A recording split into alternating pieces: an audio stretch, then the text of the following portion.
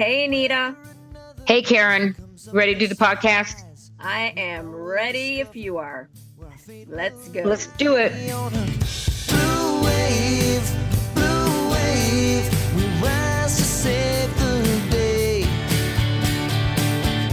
Only me, only you can let our hearts sail away on a blue wave.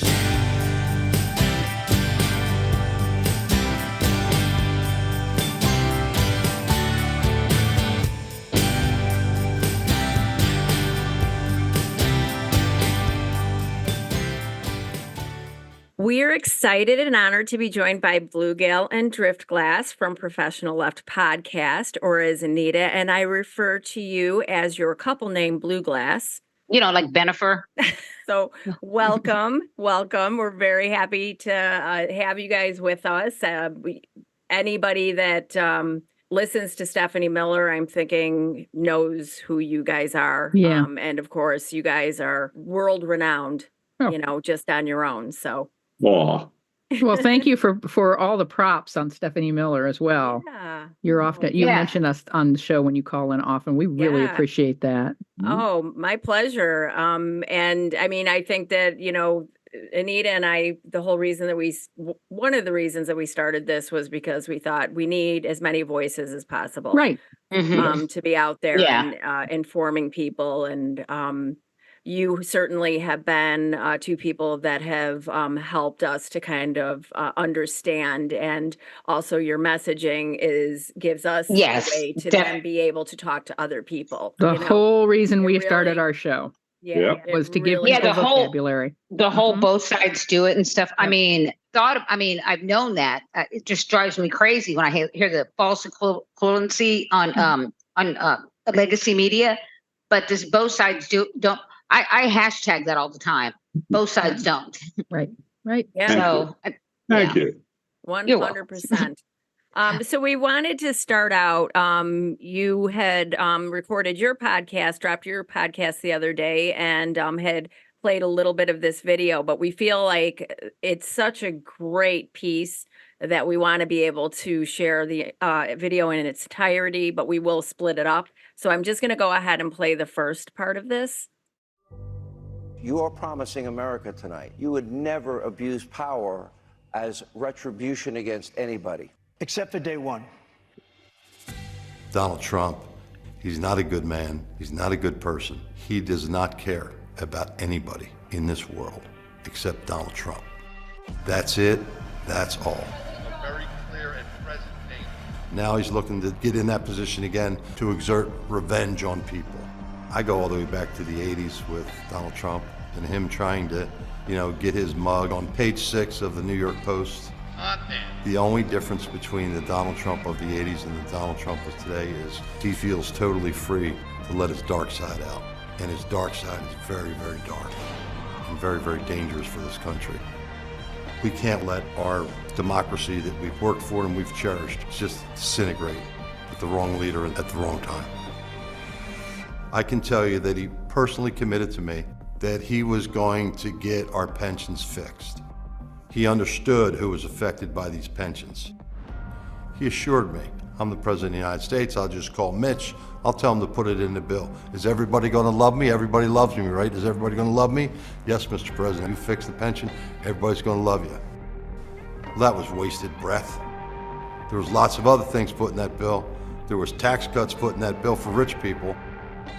Donald Trump promised infrastructure every year. Infrastructure is the easiest of all. Donald Trump was not interested in any of the policy that actually goes along with being President of the United States.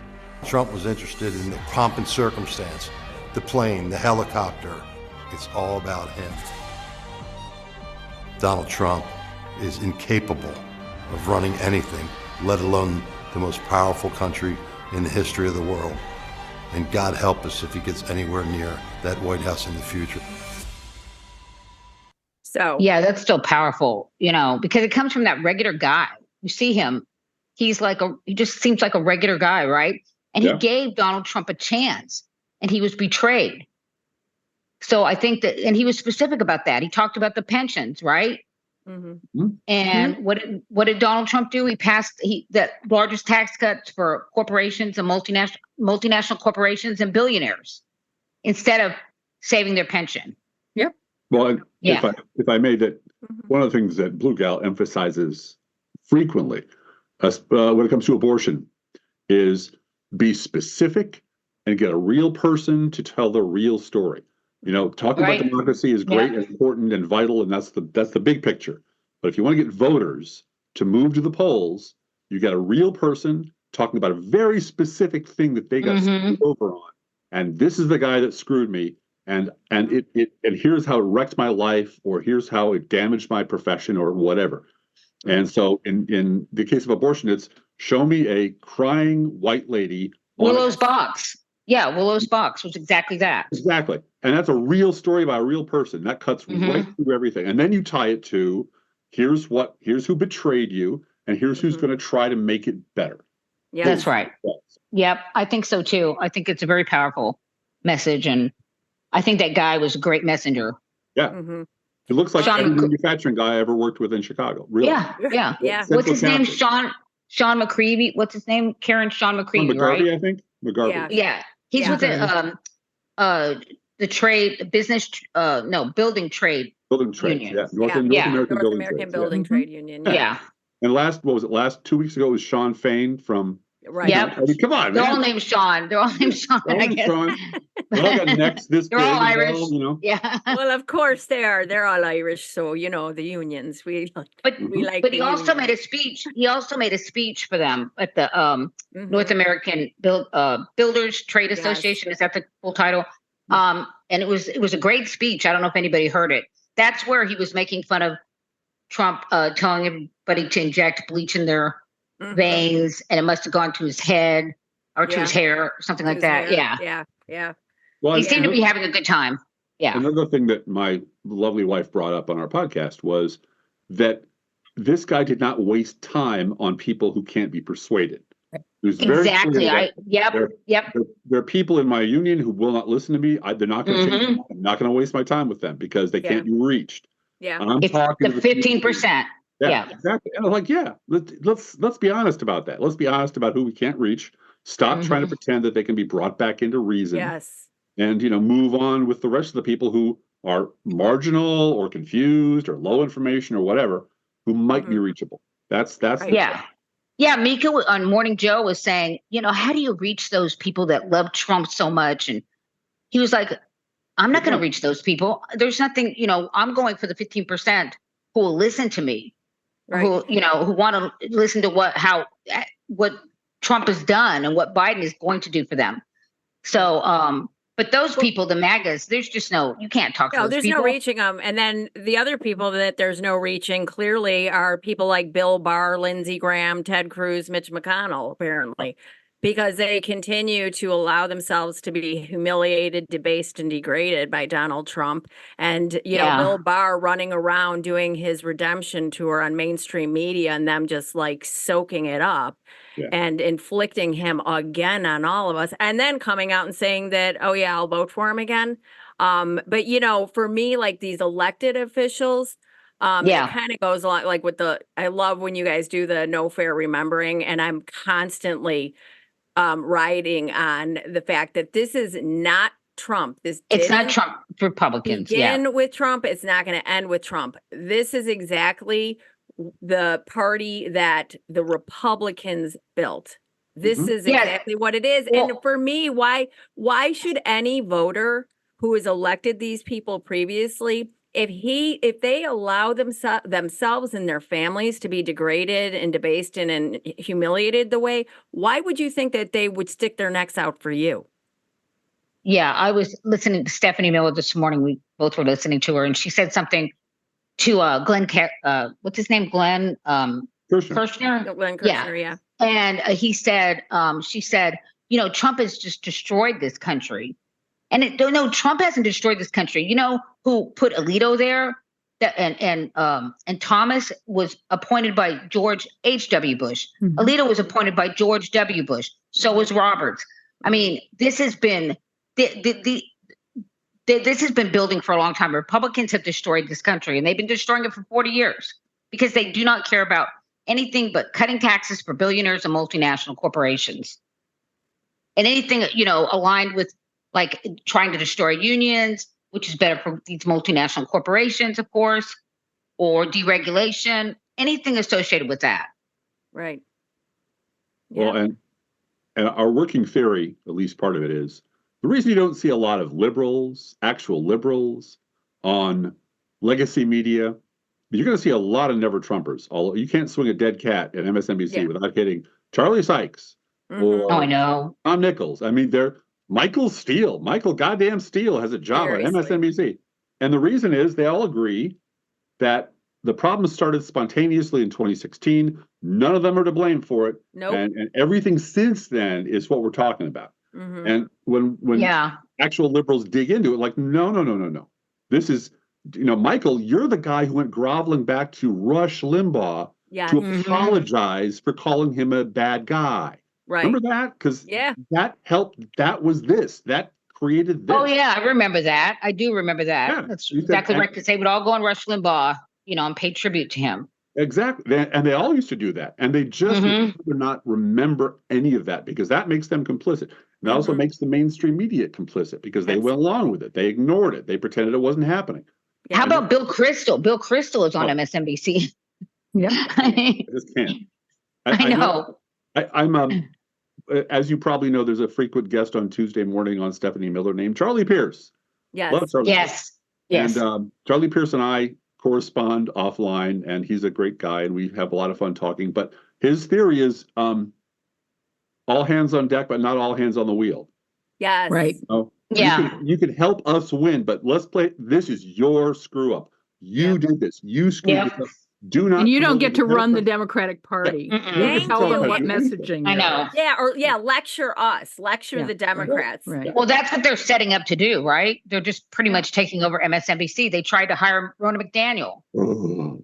I mean, and that kind of, they exposed themselves when they did that. MSNBC, they're not our friend. I think that a lot of people were already, tuning out and just like done with it. But that for me, honestly, that was my jumping off point. Like I still will, tune in to see Rachel and occasionally tune in to see. I like Chris Hayes.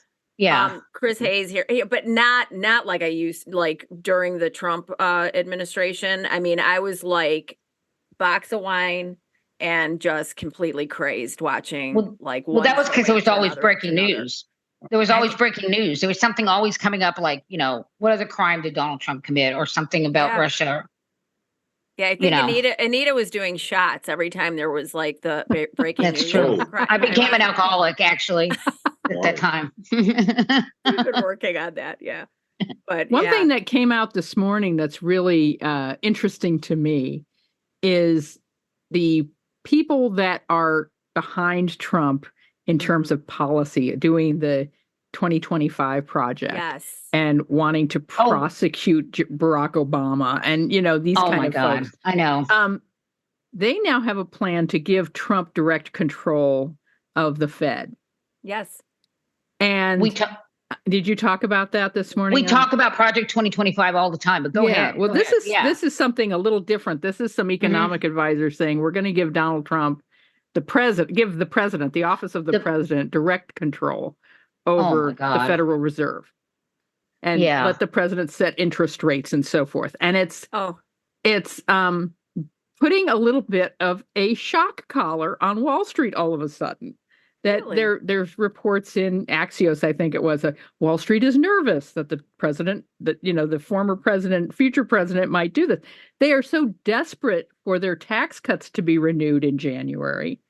And all of a sudden, they should be terrified that Donald Trump has the possibility. They have no predictability on the economy, no predictability on whether their stock ticker is announced from the White House as a bad group to invest in. He did that while he doesn't know anything either. I mean, he's so stupid and so ignorant. The putting a very bad, unpredictable, mentally ill person in charge of the economy is far worse for you, Wall Street, than doing without your tax cuts. Yep. Yeah, they don't ever seem to get it though. Nope. Wall Street was doing fine. Remember, there was a time in this country, Blue Gal. There was a time. There was a time. There was a I mean, time. Tell us about it. Well, the bankers used to have that was 363 policy. You borrow at 3%, loan at 6%, and you're out at the golf course by 3 o'clock. That's it. That's banking. You take money in, you lend it out, etc. And that's gone now. Now it's this wild financial Ponzi scheme. And as long as Donald Trump is cutting your taxes and cutting whatever regulation you tell him to cut, that's great. We're going to privatizing Social Security and Medicare. Yes. Oh, absolutely, they'll do that. Yeah, absolutely, 100%. Yep. But you know what? They always grab for the banks. They always go for the banks, and they always go for the media. And it's there's so much history here going back 100 years about what tyrants do. Yes. Give them control of banks and media. Well, you actually are going right into some of our next topics here. I was talking about. I looked up how long it took the Weimar Republic to fall when Hitler was made chancellor. 51 days. 51 days, and those Republicans won't stand up to him because they don't. They are putting party over country. I mean, they've been doing it for years, and now. They're terrified of the terrorists that back Trump. I know. Who are armed. Yeah. So, and it was the conservatives, that if you ever seen Cabaret, that scene where she's the guy that they're both sleeping with, the Liza Minnelli and her boyfriend, and the guy that they're both sleeping with, who was in the Weimar. And they're talking about Hitler, and he's like, "Oh, don't worry about him. We can control him." Right. He's a conservative. Yeah. No. Well, that's what they were saying, circa 2016, right after he got in. Oh, don't worry. There's going to be. Don't worry. We can control him. Yeah, they're the guardrails. Well, right. The media was telling us, they were doing it, saying like, oh, don't worry about it. There are guardrails. There are going to be people around him.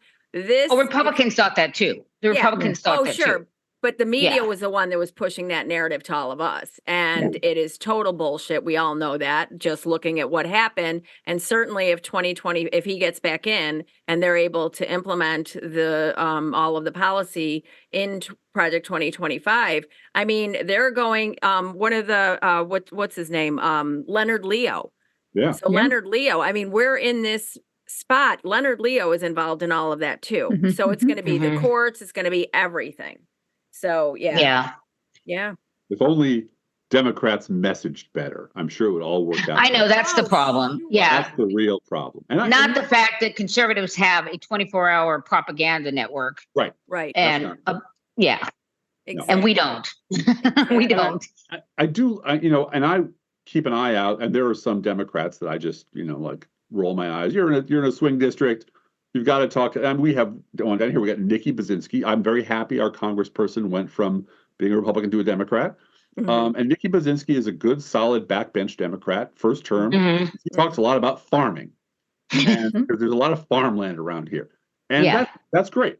But there are plenty of Democrats who are really good at messaging, who are very, very good at being snarky and being clever and being smart. And Joe Biden. There's so many of them we've seen lately. Yeah, go ahead. Have $1 billion megaphone that blasts that out 24/7. That's the difference. Yeah. If we had, and I know this is going back to the earliest days of WCPT in Chicago, when I was, I was wandering around my condo holding the antenna up so I could catch the signal when it was, 50 watts and you could get it 10 feet away. But it's always been the case that where's our liberal media? Why aren't there people building a liberal? I will do my part. I will swing a hammer. I will plane boards, whatever you want. Yeah. But we don't have billionaires building a platform for our message. Right. And George Soros, I hear is doing that. Yeah. He still owes me money from all the protesting. I mean, that's true. You'd be rich by now. Yeah. Seriously. Well, I leave cookies and milk for him every Soros clause. And what is he, 90 something now? He's like 90 something now, right? Yeah. I mean, he is raising $500 million for the United Nations High Commission on Refugees. That is what he's doing, not liberal messaging. Not what they're saying he's doing on Twitter right now. No. Somebody's putting out those things where he's apparently funding these protests protesters? on No. yes. He's not doing that? No.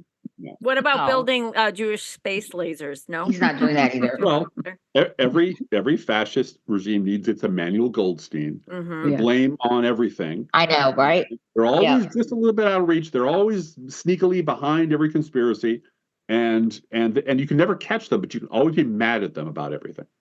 And Yeah. while we were busy trying to, clean up air, clean up water, feed the sick, et cetera, Right. they were busy focusing on hating us. Yes. The binding principle of conservatism is whatever liberals want is bad. And they spent a long time. I call it a doomsday machine with no off switch. Yeah. They built this magnificent destructive engine, and then it got out of their control. Then then Donald Trump found their code book and said, "Oh, all I have to do is say these keywords, and Oh yeah. like Rush Limbaugh, and then they'll be with me." And suddenly you've got Bill Kristol. People like to go, "What happened to my Republican Party?" Well, dude, you built this machine that's responsible for these words. This guy came along and just took it away from you. Yeah. Well, they brought in Sarah Palin. Yeah. Oh yeah. Bill Kristol. Who was with him? Bill Kristol and somebody else. They we discovered her on a cruise or on a something. cruise. We did a whole show on Sarah Palin just this week. This week. Yeah, we Tuesday did show. Yeah. an hour of no fair remembering stuff on Sarah Palin. Sarah Palin walked so Trump could run. Yeah. It's And, true. Yes, it is. And it was Bill Kristol. It was Bill Kristol, who is terrible in so many ways, who found her And always wrong. into, and originally they wanted Joe Lieberman. Because Right. that's a good idea. That's a good They were idea. never going to accept Joe Lieberman. I mean, No. yeah. But they Yeah. wanted, then there's Sarah Palin, because Sarah Palin will appeal to women. They really thought women would love Sarah Palin, because that's how clueless they are. But she also brought in the religious right. She was really tight with the religious right, the extreme religious right. That was her. And she made Rich Lowry's, pant leg stand up. So she's I perfect. think if she'd have been a man, the media wouldn't have attacked her as much as they did. Yeah. I'm not saying she was crazy, of course. Yeah. But a Yeah. crazy man is okay. But no crazy woman, no Well, way. Look who we have as the GOP frontrunner. So I know exactly. That's a perfect example of it. Yeah. Yes. Yeah. Since we're on the subject of autocrats and the current autocrat du jour, we actually, I don't know if you guys saw this, but there was some leaked audio from court earlier that I wanted to play for you guys. Hold on one second. We have a source over there. Yeah. There you go. I always wondered where Mama got her original fart material from. I bet he was departing again today because he was sound asleep, they said. Yes. Sound asleep. He was like nodding off the whole time. His attorney was questioning or cross-examining Pecker. Yeah. Pecker. I mean, These names, I swear. yeah, I know. Seriously. Yeah. What timeline are we in? I know. Peckers What and did they Johnsons say? are like, come on, Well, it was Dick Rivers that brought David Pecker along, from what I understand. But I mean, yeah, SNL, the writers on SNL really don't have to do anything. No. They're No. just like, No. Oh my phoning God. it in at this point. But no, Anita, we played that because, one thing that Anita, when we were talking earlier, she brought up a really good point that Strong man. they're trotting him out as a strong man, and clearly he's not. Clearly he's, Fox News watching grandpa who falls asleep on the couch after Thanksgiving dinner, and But he's supposed to be snores this and invincible. farts. Yeah. Yeah. A strong man is supposed to be like this invincible thing. Like they try to do, like Putin playing, hockey, and nobody can defend him, and he's got all these Right. goals, or Kim Jong-un getting a perfect golfing score, right? Yep. Yeah. And so, these kind of things, bringing him down like that, mocking him, I think Yes. they're effective. I do. Yeah. Yeah, Well, definitely. we have a habit we do in our house. We call it the steeplechase. The steeplechase is when there's a breaking news story and we're watching MSNBC, we do a quick jump across the networks to see what are other people looking at. And we usually have our Mhm. phones out, take a picture because it's usually just hilarious. Yeah. So, in the middle of this breaking story from Arizona, for example, Yeah. you go over to Fox News. What are they talking about? Trans people liberals trying to turn your kids trans or something like that. Yeah. Well, my and God. Melania's outfits, the press Oh is yeah, liberals the hate. press is obsessed with Melania's outfits was the first one. And then Jesse Waters was drag queens trying to corrupt America's youth. Right. Oh my So- God. Oh my God.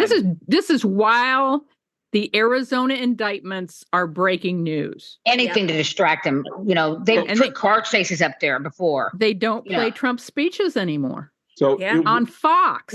Yes. No, because the Don't more play people his hear his speeches. speeches, Yeah. the more people hear his speeches, the more they realize how much they hate him. Yeah, or just I how remember. diminished he is. How Yes. diminished he is. That's Yeah. true. Yeah.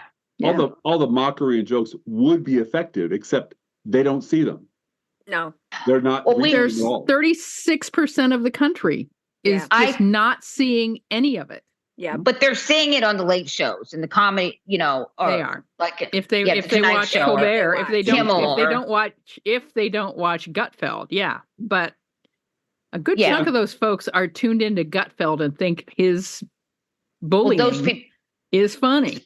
Yeah, but those people are lost probably. They are Yeah. lost. Yeah. Yeah. But it's very Yeah. sad for our country that they're lost. I'm Abs- sad about that. Absolutely. Yeah. And all And I they mean, ever had to do, was change the channel. Yeah. yeah. 30 years. I know, All these people I- ever had to do yeah. was change the channel. Nobody See, put a I'm gun with to their you. head and made them do Yeah. this. Nobody put them in a camp and put it, and forced them with their eyes open to watch this garbage. They could have changed the channel anytime they wanted, and they chose. But they watched it. They watch it because they want to be lied to. yeah. Yes. Yeah. Well, and it speaks to them, and it really does meet their worldview, and how they feel about Mhm. people, and they How hate black the people are same people. scary and brown people Yeah. are scary and Muslims are scary and yeah. Crime is rampant, and if you Yeah. leave Crime your is house, rampant. you're going to be murdered and Oh my by a gosh. liberal. Yeah. Yeah. There is a profession where you pay someone to satisfy you by fulfilling your fantasies and lying to you. Is that right? When- Is- Just ignore me. Does it? yeah. Does it involve a 900 number or Mhm. something? Yeah. Could. Something else. Yep. It's illegal in some parts of Nevada. When I went to the doctor, I was listening to this older lady. She was sitting across from me and she was like, she was afraid to go outside. Yeah. She was afraid to go anywhere anymore because there was so much crime. And she was talking about her son's car was broken into and all these other things. Well, the crime rate is down, but she's watching Fox News all the time, I'm sure, right? Because it's these are people that live in rural Texas that were at my doctor's office. And you just, because I know she said she was talking about living on a ranch. And she says she just can't go anywhere anymore because she's so scared. That's what they do. They scare these people. They make them think crime is rampant when it's actually going down. And it's actually worse. Crime was higher under Donald Trump. Yes. Well, They and didn't talk about it then. the really sad part too is local media stations that do it as well. So here in Chicago, there's a lot of even, a bunch of liberals around here that are talking about crime because, what is it? When it bleeds, it leads. Oh, yep. They Yep. still have the same formula for the Yep. local news here, and it's just one shooting and You start with the shootings. Yep. yeah, start with the shooting, start with the bloodshed. And it's just, for me, I'm a realtor here and I go everywhere in this city. I will drive through, the underserved west side, I go to Woodlawn, to, the underserved communities on the south side, and I don't feel unsafe. I don't, it's just like there are good people living in these areas. It really bothers me when I hear people refer to them as bad neighborhoods or, as though somehow people living in these areas that are underserved are bad people and that you need to be afraid of them. It's just, it really is one of my pet peeves with the media and how they portray the situation. Well, they talked about that in that book, White Fragility. Yep. Yep. If you read that. Yeah. If you wanted to tell that story well, you can start with it. I worked extensively with the Austin neighborhood when I was in Chicago, because we were setting up a high school there, a manufacturing high school there. And the reason the Austin neighborhood was so downtrodden and so tough in a lot of ways was because the manufacturing jobs all went away. Mhm. And so Right. we talked to the pastors. We made one effort that was silly and failed, but we made another effort. We brought in the grandparents of people who remembered when there were good jobs in the neighborhood. You could get a good job at Brock's Candy in the neighborhood. Yes. Yeah. But the way you fix that neighborhood is with good jobs, Right. like the ones that Joe That's Biden, what Biden is doing. Biden's policy is doing. And Yeah. we even got the people who were setting up high schools in Chicago, which you probably know is a little bit problematic. We got the Illinois Manufacturing Association, very conservative group, to agree to make it a union shop because they didn't want to piss off their future employees who were going to graduate from that school, who Right. they were going to need to run their factories. Yeah. So there is a wonderful story to be told about how you heal a broken neighborhood by Yeah. bringing people up with really good jobs and good social services. Yes. And that's a wonderful story. And I have never read that story anywhere. I've Yeah. read bits and pieces of it here and there, but it's a coherent, wonderful Yeah. narrative that you could It tell is a about. good. This is why the Joe Biden agenda will work for your neighborhood. Will Yes. help fix the problems that you have in your backyard. Yes. Well, that's probably why crime is going down because the unemployment rate has been so low for like Mhm. I don't know how many months since it hasn't been this low since the 1960s. Yep. Yep. Yeah. So I think it has been effective. Violent crime especially has gone down. What and Yeah. lowest black unemployment in history, I think. Yep. That's That's right. exactly So, right. you Yep. know, I know that. You know that. How is it that, Joe in the street? And I'm tired of hearing voters are busy people. They don't have Right. time to understand how their country works or how Oh, I democracy know. works. They're too busy to understand how anything works. I Right. guarantee Yeah. you, if they bought a bandsaw, they would read the instruction manual before they Mhm. stuck their hand in it. This episode of True Blue Politics is brought to you by Night Sky Woodworks, featuring gorgeous products like cutting boards, cheese and charcuterie boards, and a beautiful tea light holders, all crafted in their Chicago, Illinois wood shop, all of which have eye-catching designs and make the perfect complementary piece for any kitchen or living room. If you use TruBlu, that's TRUBLU, at checkout on their Etsy shop, you get 10% off any order, which is a pretty great deal if you ask me.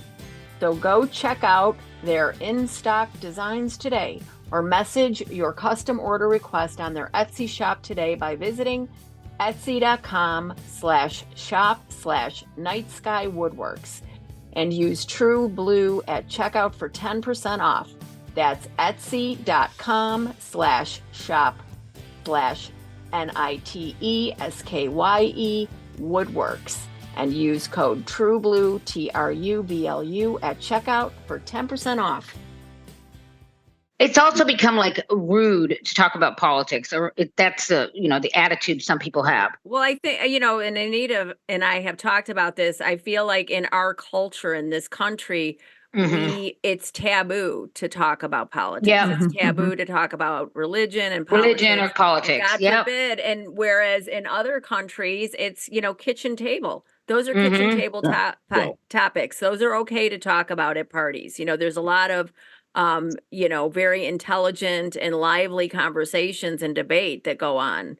And Yeah, they that's don't, how I grew up. We because always this is talked the about thing. And, politics. Yeah. what's the standard line? It's like, I don't do politics. Well, politics is going to do you. mhm. And I mean, Right. when I have friends, and friends and family, and they're like, oh God, here she comes again, and they know exactly, what I'm focused on, but for me, and they'll be like, oh God, here you go. You always have to bring it back to politics. And it's like, this is personal. Like, you guys Mhm. do not understand. This Mhm.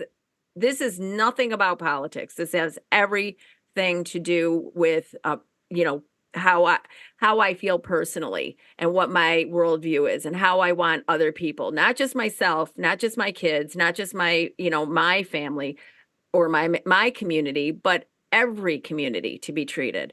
And huh. so this is a very personal thing. And, I Well, just my don't family got understand. tired of hearing how bad Republicans are, Yeah. and they would always make fun of me, like, "Oh, come on, Anita, they can't be that. They're not that bad. You're just always, hating on them." But now they say, "Oh, you were right. They really are that awful." Yeah.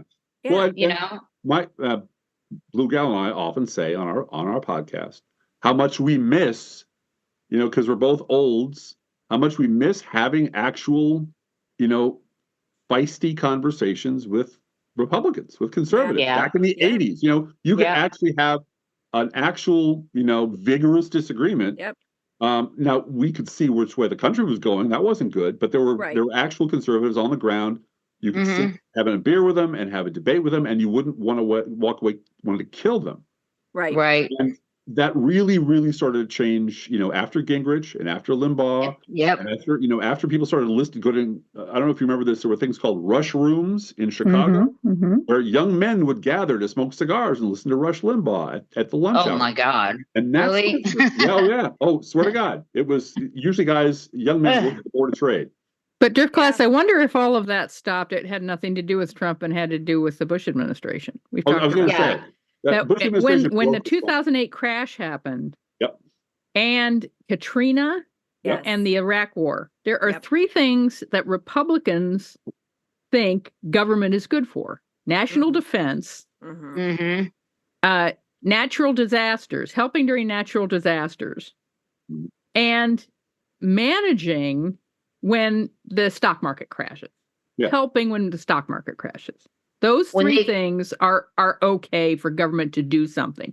And those were three abject failures of Republican government. So debating after that, and by that time, I mean, we just had a study released this week that after studying, 1965 to 2015, there's no trickle down. Trickle down doesn't happen. I saw that. Yeah. Oh, London School of Economics. Thank you very much for letting us know what we've known. That didn't work. Yeah. That came out of the Chicago School of Economics, didn't it? Yeah. It sure did. So the fact that they all of their policies, all of their arguments were proven wrong in 1 year, in one administration.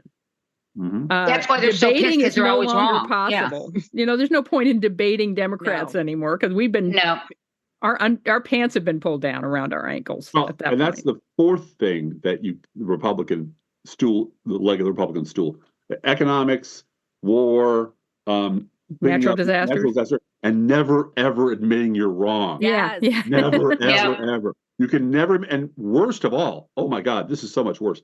Liberals were right. Yeah. Oh my God. No, we can't live with that. We have to pretend somehow that this. And so you had, as we've discussed on our podcast, the Tea Party movement, where suddenly there were no Republicans. There were a bunch of independents. That's right. I'm an independent. I'm an independent. I'm a constitutional conservative. Why would you say I voted for Bush? I never did that. I had nothing to do. You hate Barack Obama. Nobody voted for Bush, did they? No. Suddenly they all disappeared. They all went through. I wrote a long post about this called the Bush off machine, which is they all went through this magic machine, and they came out and they were not Republicans anymore. They were Tea Party, independent, constitutional conservatives. Right. And they branded themselves. And what drove me crazy, I remember Phil Ponce did this on local television in Chicago. He had these guys on, and he treated them like you were a brand new political party that had never existed before. Yeah. And he talked to them and like, oh no, we've never been involved in politics. We never had anything to do. Oh my God. But this Barack Obama guy made us so mad. Right. Yeah. And what was it about him? Up using my mouse and the internet said, no, they're Republicans. They've been Republicans their whole lives. Oh yeah. Now they're the Freedom Caucus. Yeah. But they just rebranded themselves. Yeah. Now Or they're MAGA. responsible for MAGA. it. Yeah. And those people, and then Donald Trump came along and told them what they wanted to hear, which was, you are responsible for the Iraq War. Bush did that. You didn't do that. That wasn't you. That was those bad Bush boys. That's who you blame for that. But it's impolite. It's impolite to point any of that out to them. And we just need to just it's okay. Come on in. Help us out for now. It's all hands on deck. And then you guys can go and slither off under your, rocks where you came from. It to me, and Stuart Stevens, we were talking about the one, these Republicans. It was all a lie. That guy, I will give a total pass to, because if you can come out and write a book, it was all a lie. Okay, that's fine. 100%. That's good for me. Occasionally, Nicole Wallace seems to admit that they were, but she did work for George W. Bush, and that was she was in communication. So that was actually that whole mission accomplished thing. I think was probably her idea. Yeah, I'm not sure. So she has successfully compressed the entire Bush administration into one word: my former boss, whatever you think of him. Boom. Yeah. And we're done. We're done talking That's about it. right. Well, I have a lot of That's thoughts she about always, it. that's Yeah. right. She always says that. But the That's one true. thing she does that I have a real big problem with is she is the chief officer in charge of reputation laundering. Bringing on Republicans. Yep. He She brings does in it all Steve the time. Schmidt, and Steve Yep. Schmidt has been redeemed, and then he Yeah. sets And fire to his he own fucks up credibility, again. Yeah. and then she brings it back again. Yeah. Oh yeah. She brought in Matthew Dowd, her good friend Yep. Matthew Dowd. Matthew Yep. Dowd was That's a right. fucking monster. Yeah. Matthew, there was Yeah. no more obnoxious, toxic, both sides do it asshole in Yeah. 2015, 2016 than Matthew Dowd at ABC News.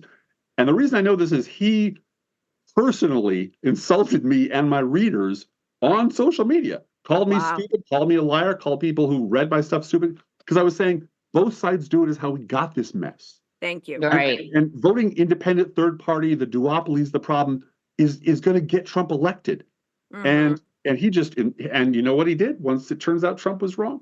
He deleted his social media feed. He deleted his Twitter archives. He swore he never said any of that. And Nicole Wallace started bringing him on as Yeah. the scourge of that terrible both sides do it journalism. What sort of Oh my journalist God. would do a thing like that? And I'm jumping Yes, up and down going, you asshole, You. that's Yeah. you. Yeah, he did do that. Yeah, Yeah. he really did. He was the worst. He really was Yeah. the worst. Yeah. Ron Fournier was pretty bad too. Oh, I they were the Bobbsey twins of both sides do it. Yeah. But and then Michael Steele. I mean, they really are Yep. making an industry out of bringing the Bush administration guys back again and just cleaning them up Yeah. and putting them right back on the air. I'm like, wait a minute. How about putting some liberals on the air who were actually right Exactly. about everything? Nope. Right. Do that. I mean, if you want to call it liberal media, you better have some liberals on there because, I mean, I had my Republican friends back when I could talk to Republican friends calling it the liberal media, and I'd be like, I'm a liberal. That is not liberal media. No, Okay, we they're don't not- have a liberal media. It's like, No. what are you Never. talking about? Well, that's reality. They call anything that shows reality liberal media because they can't handle reality. Yeah. Anyway. Yeah. Anyway, all right. Well, I'm going to play the second part of this so we can move on to, talking about some of Biden's wins and just kind of hope for the future. Signed the bipartisan infrastructure bill, CHIPS and Science The Act. landmark Inflation Reduction Act. Hard-fought victory for the president. These massive pieces of legislation have been passed. It's incredible, but it isn't like Schoolhouse Rock, okay? There's lots of work to be done after the president actually signs a bill. They can write the rules so the rules work for working people. They can write the rules so the rules don't work for working people. The language that President Biden put in the legislation, he's got everybody covered. Forgot about nobody. It's been amazing. 15 million new jobs in just 3 years. 800,000 new manufacturing jobs in America and counting. So many times we were promised, and then nobody really delivered. Once again, somebody comes in and promises, only lo and behold, delivering. I think we'll step back from where we're at in a few years, and we'll realize how big the impact of Joe Biden and Kamala Harris has been. With the monumental pieces of legislation that they passed that are just now starting to take root from coast to coast in this country. The future is so bright, it's unbelievable. We're bringing domestic manufacturing back. We're going to get broadband for the first time in huge swaths of this country. President Biden fixed our pension funds to make them even more solid for the future. Like they say, rising tide lifts all boats. By the time Biden's done his second term, anybody that wants a middle class living in this country is going to have the opportunity to have one, whether it's in construction or someplace else. This is all made possible through the work that he's done, working with leaders in Congress to set the table for the renaissance of the American economy. Towns that have been forgotten and left behind for dead are coming alive again because of you all and what we're doing. Finish the job. We are the United States of America. North America's building trade unions couldn't be more proud or dedicated to the endorsement of Joseph Biden and Kamala Harris for President and Vice President of the United States of America. We will use everything at our disposal in our quest to have Joe Biden reelected as the President of the United States. You can count on NAB2 getting it done. about that? I don't know Have about you- you guys, but I'm verklempt. It's awesome. That's Well, awesome. have you guys ever heard such a full-throated endorsement by a union of a president, a Democratic president, or any president? Because I haven't. And Sean Fain did the same thing. Yeah. You did. Totally did. Yeah, that is just a piece of art. Like that is exactly how you do it. Mm-hmm. You know, you were talking about show how horrible, this guy is and show what good President Biden is doing for this country. Because that's the second part of that same ad. And earlier we were talking about qualifiers, how Democrats have this tendency whenever they talk about something great that Biden is doing, they always have to qualify it with, but there's still people suffering. I mean, sometimes you can just say, hey, we've got a great economy going. He's creating all these manufacturing jobs. You don't need a qualifier, especially not now, right before an election that is the most important one in our lifetimes. No, I agree. But I do think that the Biden administration, and the the Biden headquarters, their social media game is getting so much better. The fact that we have all of these, alpha liberals getting out there and endorsing him and getting behind him. These are some fierce voices in the Democratic Party. So I think that they're on track. I feel like. I agree. Yeah, it's an amazing job. It's just, I worry about the protests going on the college campuses. How do you guys feel about that? There have always been protests on college campuses. There will. Speaking as the parents of a 20, 21, and 25-year-old. Yep. We're not. I'm not going to say I'm not impressed. I am impressed. And their hearts are in the right place, and I'm not being patronizing here. But what is happening is this is another way that Fox News finds a distraction. From Trump's weeks in court. They get to talk about college students hate Biden. College students, are going to come into your house and kill you because they're Hamas. Right. American college students are Hamas now. They're associating with terrorism. I know. Yeah, and that's just baloney. That's just ridiculous. And no, I think everyone in this country who has a heart is traumatized by what's happening in the Middle East. Right. And the other thing is, and I've said this on other podcasts, I've said this on our podcast, the young people who are very upset about what Bibi Netanyahu is doing, and that's and what it is. Rightfully so. Yeah, rightfully so. And Bernie Sanders this week came out very forcefully, and he on his Twitter stream, if you want to go see his speech, he said, "Look, anti-Semitism is a horrible thing that has caused millions of deaths and should be condemned, but do not insult the intelligence of the American people by pretending that criticizing Bibi Netanyahu and holding him accountable is anti-Semitism. That is crap." Right. And so, and it's just not an equal. What happened, the Hamas attack was horrible. Killing 30,000 people in response is not a reasonable response. And it is okay to say that. Right. I understand. Here's the problem. Biden is old school. Biden remembers the 60s. Yeah. He remembers the 68 war. So, his but he's losing patience with Bibi too. And I think he's never liked him. They've never got along. He's not trustworthy. Yeah. He's not trustworthy. No. But here's the deal. Here's the really important thing to tell young voters. If I could just tell them one thing, I'm glad you're protesting. I'm glad you have a heart. I'm glad you care. And you're willing to put your bodies and your vote and so forth on the line for people who are much less fortunate than you. Do not elect Bibi Netanyahu president of the United States, which is what you're going to do if you vote for Trump or let Trump get elected. Yes. Bibi Netanyahu and Donald Trump are exactly the same. I know. They're looking for power so they can avoid accountability for their corrupt. Yeah. Period. Well, and this is why I refuse to vote for Jimmy Carter or Ronald Reagan in my first election. Me neither. I voted for John Anderson. Jimmy Carter's still alive, but I know. I was a Kennedy 80 kid. I was. Because absolutely. You know what?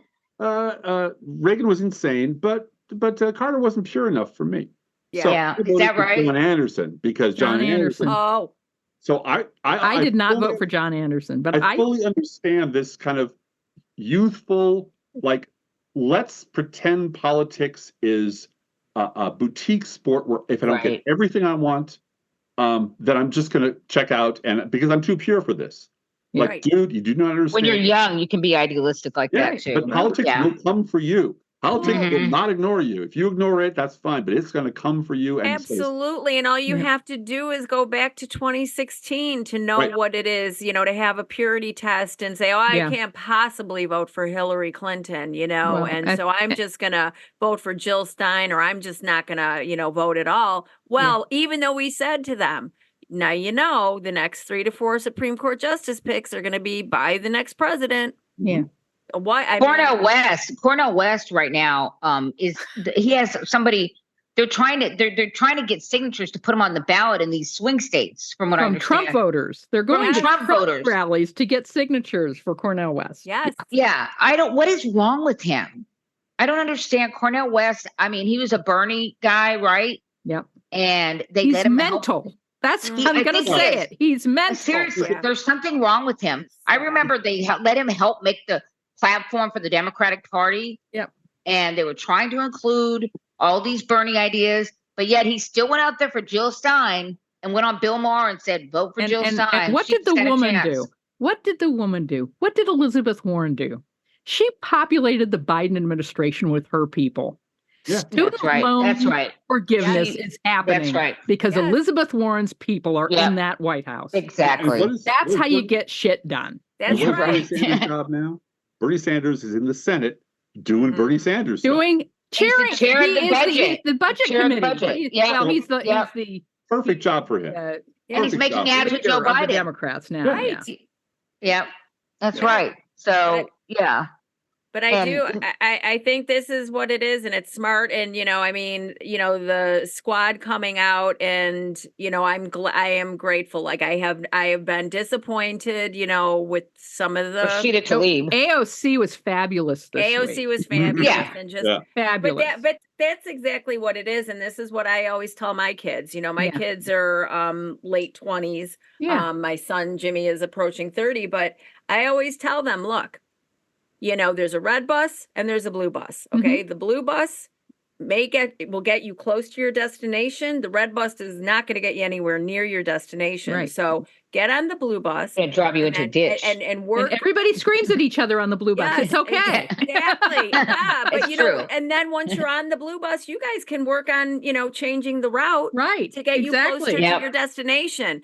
But it's not, you have to get on the bus. You have to do something. Get further down the road. Whatever, we can talk about, getting, more parties or ranked choice voting and doing all of that stuff, perhaps. But with a presidential election, we have the Electoral College. Yeah. Right? There's really Let's get rid of that. Let's get rid of that. And then we can talk about bringing in different, ways to elect. And the wolf pack is going around the Constitution by finding states that will go along with the popular vote mandate. And that is really going to make a difference if we get enough states. Yeah. And we're getting closer every time to say whoever wins the popular vote in our state gets all of the electoral votes. And eventually you'll have 270. Yeah. You have states representing 270 electoral votes who say, no, this is popular vote now. So that's a way to do it, right? Yeah. So then we wouldn't even need. We're terrified of constitutional convention because speaking of Leonard Leo. They could do all kinds of mischief. All kinds of crap. Yeah. No way. Even Tom Hartman, I used to listen to him and he would say, we don't want that. Yeah, no. Yeah. It is hard work being a pragmatic idealist. Yeah. It really is, isn't it? Yep. It really is. And it's, I heard John Fugel say today, despair is privilege. Yep. It is. You don't have the right to be, this is just all too hard. This is all too much. I tell my daughter that. I tell my daughter the same thing, because she's like, I'm just, so disappointed. I don't know. She's feeling, dejected about the way things are going. And I said, you know what? She took a Black women in protest class in college. And so she knows that class was taught by this Black professor used to talk about these things. And I said, well, guess what? Those Black women didn't get to say, I'm tired. I'm just going to give up. Yep. The struggle continues. And I say on our podcast, that's the other purpose of our podcast. We get a lot of donations that say sanity or mental health in the subject line. Tend to your own oxygen mask first. Yes. Yeah. And if you are losing your breath or can't sleep, there are all kinds of signals that your body sends you that you're just listening to too much and it's overwhelming, and it is okay to go outside and touch grass. Absolutely. It is okay to take a break from politics for a day. It's all, a week, a month, whatever you need. Yep. It'll be here We when you both come do back. that. That's right. If your mental health comes first because you can't rise up. No. If you're handicapped by that, it's not worth it. It's not worth it. So it's just exhausting right now. Yeah. It really is. You have to take care of yourself. You do have to take care of yourself. Absolutely. And I'm, kind of known in my family, and we are all on the same side of things. Yeah. And we've always been a family that's talked about politics forever. But I do have, some nieces and nephews that are, kind of buying into the whole Gaza thing and really getting upset by it. And, talking and, so I would talk about, well, Joe Biden has called for a ceasefire. Joe Biden is calling for a 2-state solution. Building a port.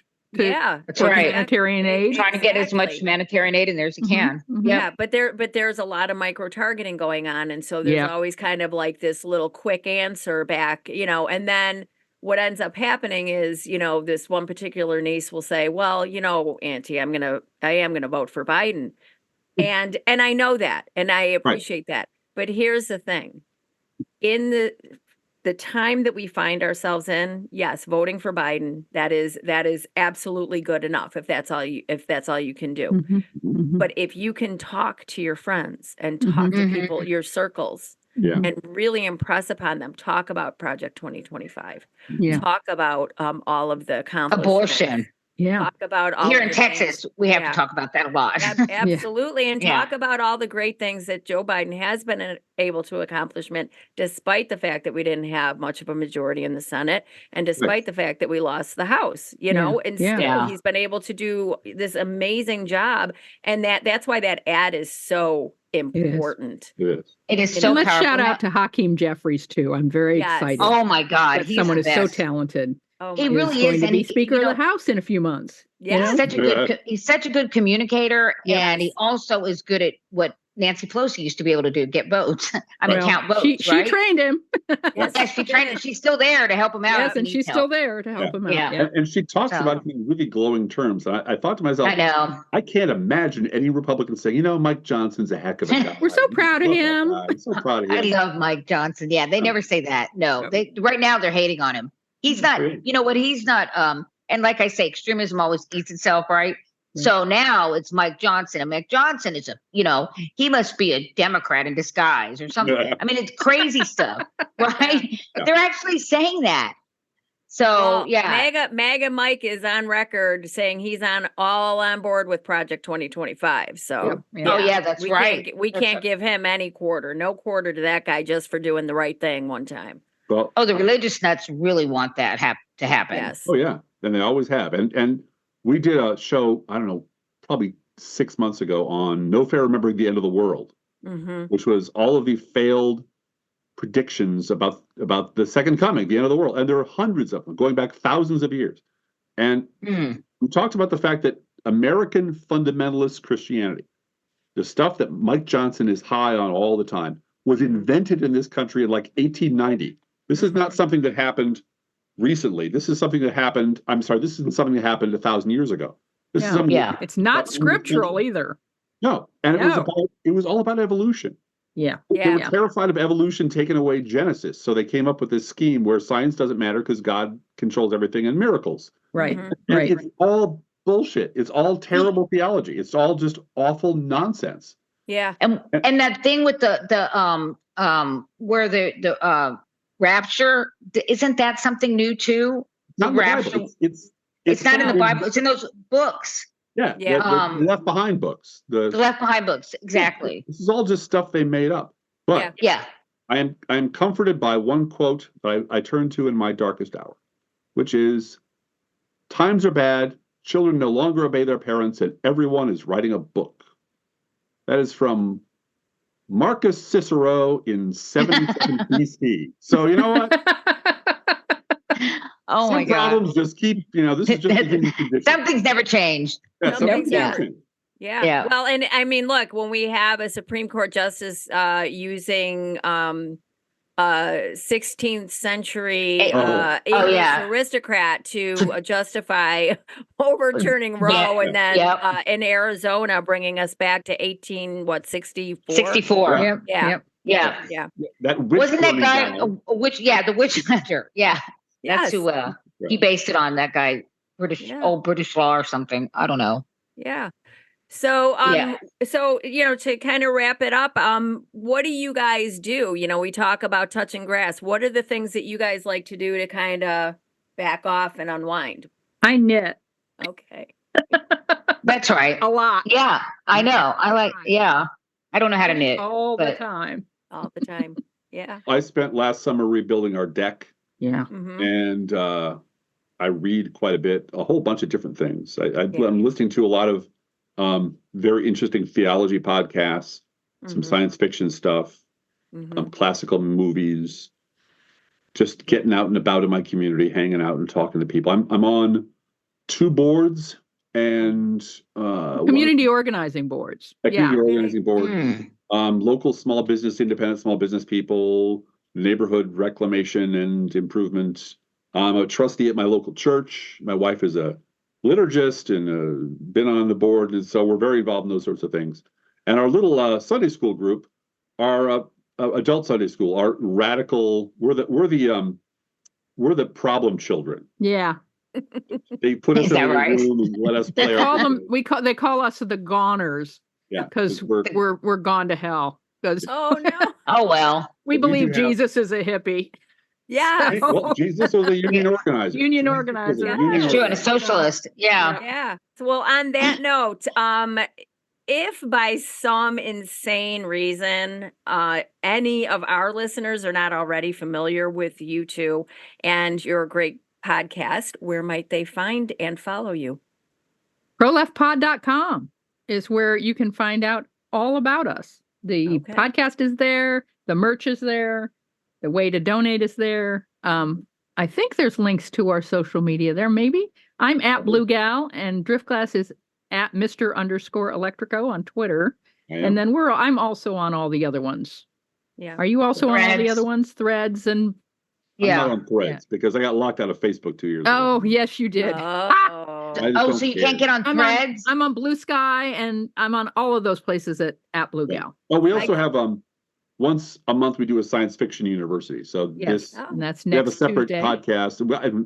I got to get to work on that. That's coming up. You got to write that script. Yeah. So we break down stories, and because we're both writers at heart, really, we're writers. So we break down plot, character, the history of stuff, how they got to be that way, all the good stuff that you want to know behind the scenes of the Quester tapes.